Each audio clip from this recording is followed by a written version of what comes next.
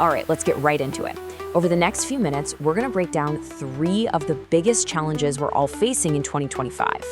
But more importantly, we're going to talk about the simple, powerful ways we can shift our thinking to not just survive, but actually thrive.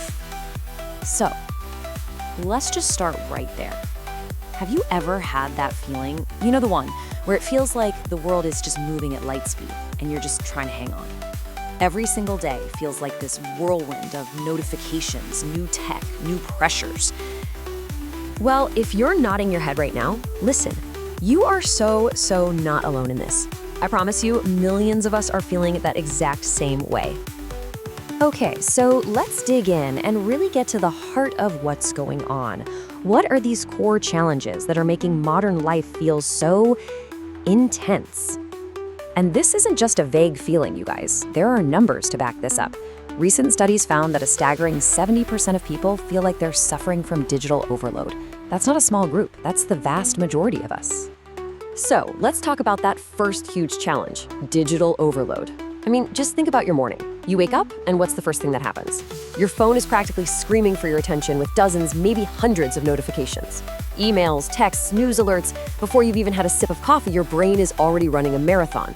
That constant barrage, it's mentally exhausting. So what do we do about it? Well, there's this really powerful approach called digital minimalism. And the idea behind it is simple, but honestly, it's revolutionary. You get to decide what's important, not your phone. It's all about taking back the driver's seat of your own attention.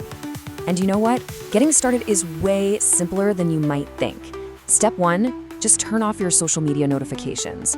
That one little change breaks the cycle of constantly reacting to your phone. Step 2, be ruthless and curate your alerts down to only the absolute essentials.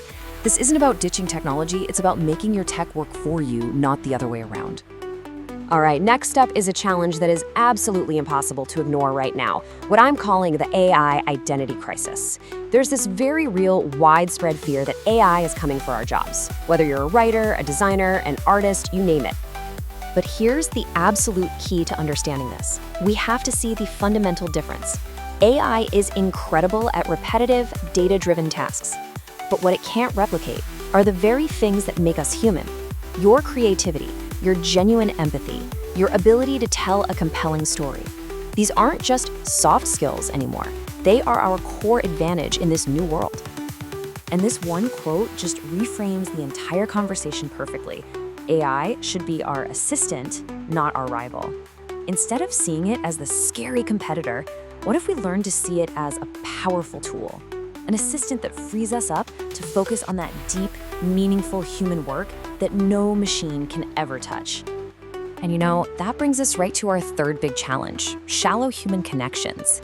This is the great paradox of our time, isn't it? We have literally never been more connected online with thousands of friends at our fingertips.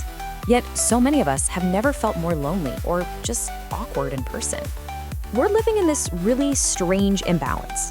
Our digital interactions, they are through the roof. We send hundreds of texts, we rack up likes and comments, but that level of deep, meaningful, in-person connection, it's dropping.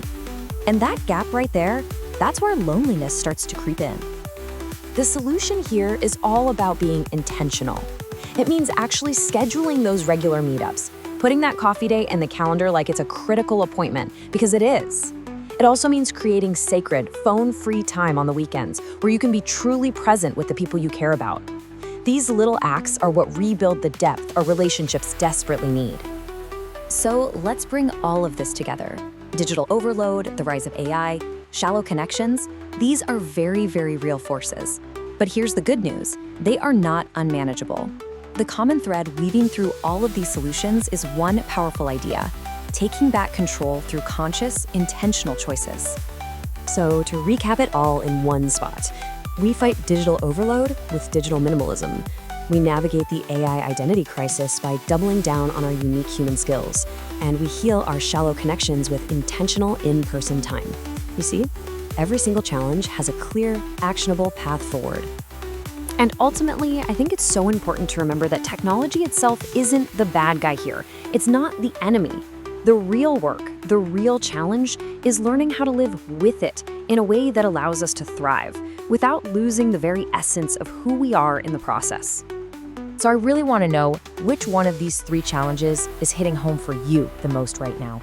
Is it the digital overload, the AI crisis, or the shallow connections? Drop a comment below and let me know. Thanks so much for hanging out, and we'll be back soon to break down another big idea.